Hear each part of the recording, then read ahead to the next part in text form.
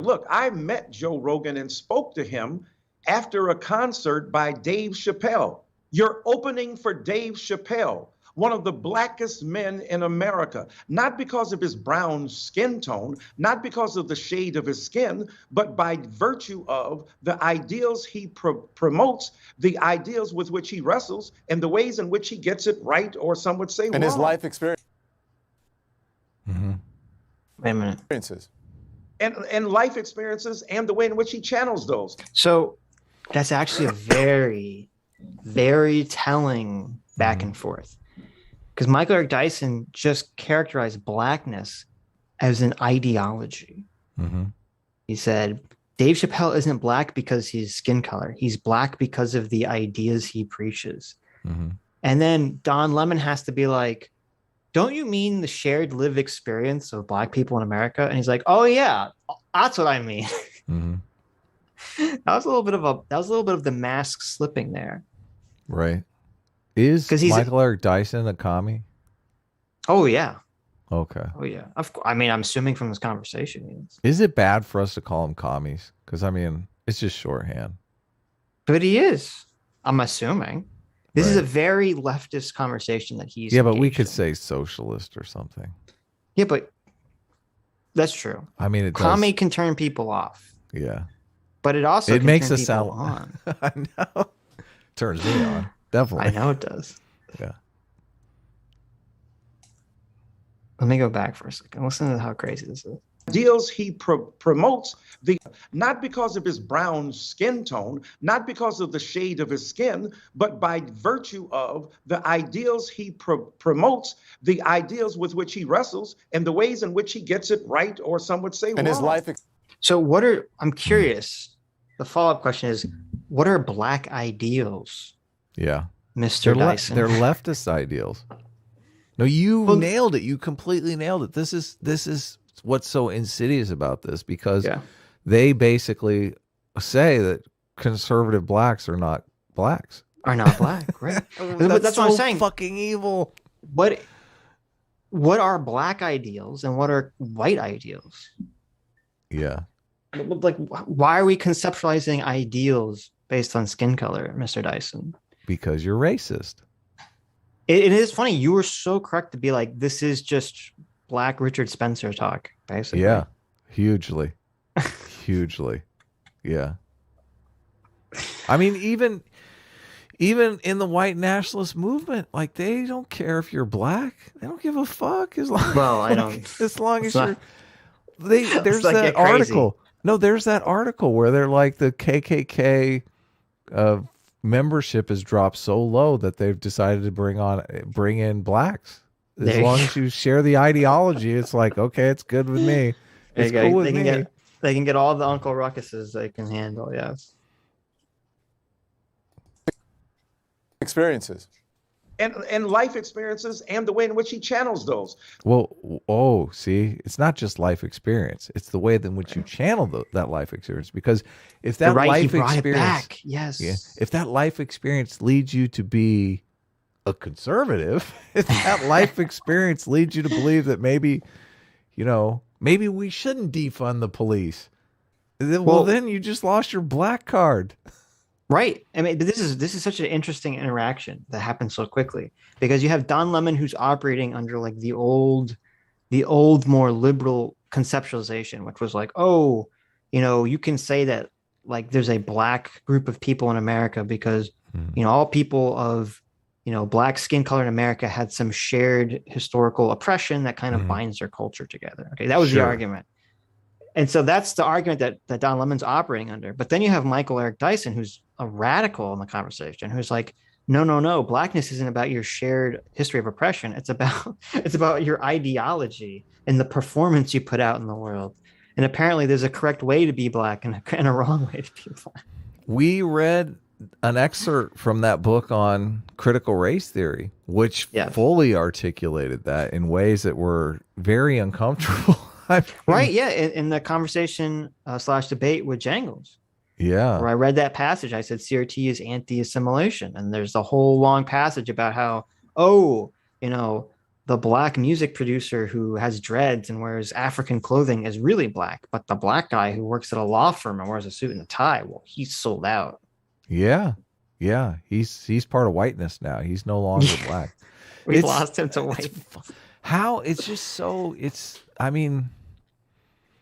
It's funny that the conversation begins with him being upset, especially in the previous clip that we played from the debate. Like his anger stems from the fact that white people have characterized his community in a certain way, and that these stereotypes have basically been foisted on their community by another community, and that's a point of contention for him. Right. But then he's turning around and doing the exact same thing, not just to whites, but to his community as well. He's basically saying, no, you have to live up to this ideology. Otherwise, you're not really a part of the black community. You're not really a part of blackness. Right. Well, it's like the same exact thing. Yeah, he's both angry about it and using it on somebody else. How do you play that card? How do you do that card? How do you say, like, this is evil for you to do, but it's just fine for me to do it? I'm so angry that I'm projecting my own inadequacies onto you while I speak about why my own inadequacies are fine. That's it's crazy. It's awful. It's awful. You either shouldn't do that, and I would be in the camp of you probably shouldn't do that. Right. Like it's when whites did that historically, yeah, it's right to call it out and say that was an injustice. But then to turn around and foist the same injustice on black conservatives and whites is just doubly fucking evil. Well, and it's really sad because the whole thing about like, oh, if you wear a suit and tie and get and you're a lawyer, that's participating in whiteness. It's basically like there's a group of socialist race activists who their whole ideology is predicated on like sour. It's like a combination of sour grapes and like unresolved trauma. Because it's basically the thought process on an unconscious level is basically, oh, white people oppress black people. And for so many years, black people were just wanting to be able to participate in like the game of society that white people are playing. And then finally, when white people were like, okay, you can participate on an equal level in society, you had a group of people who are basically like, oh, well, these people are so evil and bad. Why should I participate in the same game that they're participating in? Why should I behave the same way they're behaving in? Why is their measure of success the measure of success that I should use? And it's like it's an understandable reaction, but it's a very childish reaction. It's a very immature reaction to reality. They say, well, just because a group of people or a society enacted an evil against me means that once that evil has gone away, I should just stick my heels out and say, oh, I'm going to go my own way. I'm going to make my own path. Fuck you. I'm going to do the opposite of whatever you're doing. Yeah, that's basically where we're at. It's kind of bizarre because they want to even go as far as saying the entire system itself is racist. Like literally just categorizing it as racism. Right. Because what's a better way to overthrow capitalism and democracy than to say that it's racist? But I mean, if you've basically at this day and age opened up the system as much as possible, obviously there are going to be racists in the world, and there is going to be inequity foisted on other people by individuals who they themselves are racist.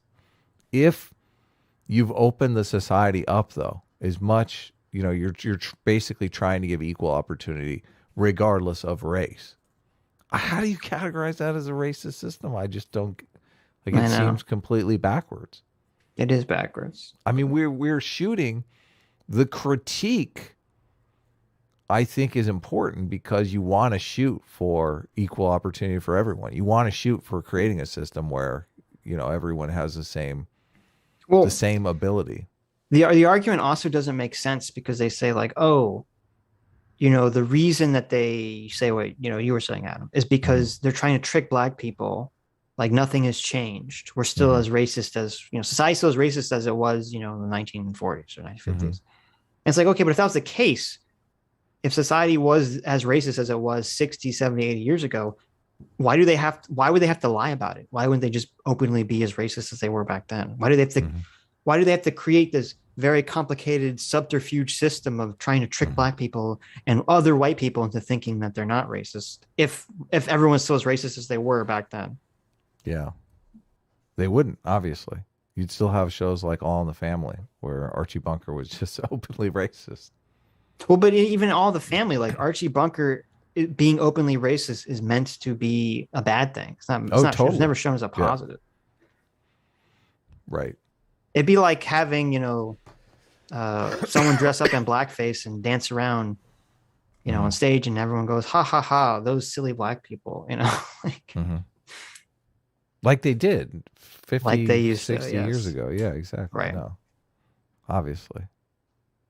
So Joe Rogan, you're opening up for a guy who has redefined for many people blackness in the last 15 years, and yet you're claiming not to know what blackness is. Yeah, I think that's a deliberate, willful ignorance, and it's the unintentional hilarity of a certain kind of... They never even said, and actually, this is it.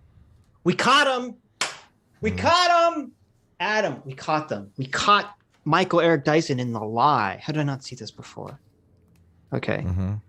Whenever they bring up this whiteness or blackness shit, and you say, hey, you're being racist. You're saying all white people are X. And they say, I'm not talking about white people. I'm talking about whiteness. There's a difference. Okay. Joe Rogan and Jordan Peterson never said the word blackness or whiteness in their entire talking point, in their entire conversation. All they said was white and black. And they're very clearly talking about skin color.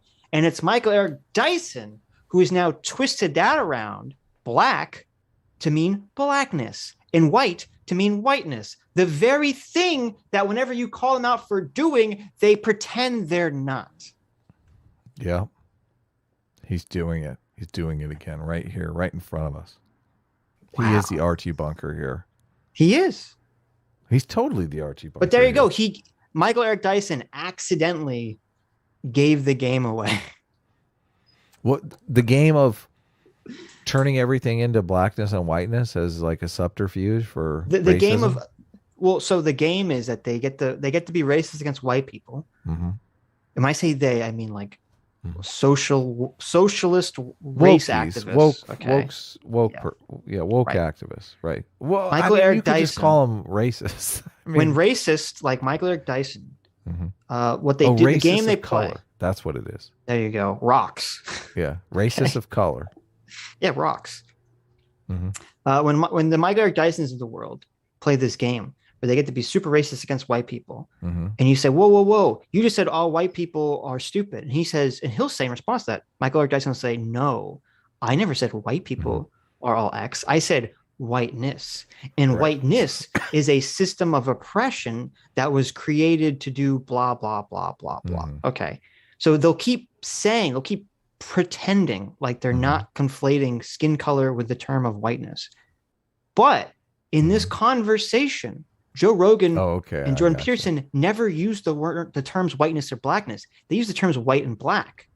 So if Michael Eric Dyson honestly believed the distinction between whiteness and white and blackness and black, he should instantly realize that because Jordan Peterson and Joe Rogan are not saying whiteness or blackness, they're only talking about skin color and not these constructed of social hierarchies of oppression. Yeah. But he's twisted around instantly. So he gave up the game that is the intention of these terms, whiteness and blackness, is to play this Mott and Bailey thing where they get to be as openly racist as possible. And then when you attack them on it, they run away to the Mott and they say, oh, no. I'm not talking about skin color. I'm talking about this system. No. Not today. Right. He's saying, I'm not talking about white skin color. I'm talking about whiteness as a concept. But at the same time, this system of oppression that was created, blah, blah, blah, blah. Right. We all know that's a subterfuge. Everyone knows nonsense bullshit. Yeah, exactly. Right. Everyone can see through these people's racism. They get a ROC get a racism pass though. That's the thing. Racists of color, they can do it indiscriminately. No, I'm laughing here. The argument that he's made because I get bored with these racists. They're fucking it would be difficult for me to say that Michael Eric Dyson is an intelligent person. I don't fucking see him as an intelligent person. There have been some studies that show racism correlates with low intelligence, and I just think, okay, well, this is a racist motherfucker. And I assume, Adam, you can't call a black person stupid. Okay, that's racist. Why? I called a racist stupid. Oh, you're right. You're right. What the there fuck? You go. There you Did go. I not? Was I not clear when I said? You were clear. I said you were clear. I said racism correlates with low intelligence. Okay. Oh, there you go. Michael Eric Dyson really promoting the stereotype that racists are stupid. It doesn't matter what skin color you are. Okay. Yeah. It doesn't matter.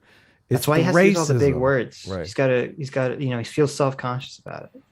So the argument that he's making is that Joe Rogan should understand the ideology of blackness because blackness construed by Marxists, by race Marxists. No, because he opened up for Dave Chappelle. And Dave Chappelle, he should understand the ideology of every other comic that he fucking opens up for. No, he's what saying, dream world are you living in here? I know. What fucking dream world are you living in here? Do you know how these comics roll? 10 of them playing a night. You can't possibly know the ideology of every single motherfucker you open up for in a comedy club. Right. Well, and it's funny because I would probably guess that Dave Chappelle does not agree with Michael Eric Dyson's conception of blackness not at all. either. Now, are you saying that Dave Chappelle in his last special said, "I'm on Team Turf"? What the fuck are you talking about, Michael Eric Dyson? Did you join Team Turf? Are you Apparently on Team Turf now, Michael Eric Dyson? Please, we have to know. I think your woke credibility is at stake here. Are you coming out as a turf in this interview? Please, right? He is. Look, there's Don Lemon. He's like, oh my God, he just came out as a turf. Oh no. Well, Michael, what are you doing? According to the way they do, the 6 degrees of separation on the right, obviously, we can do that with Michael Eric Dyson and Team Turf, right? Right.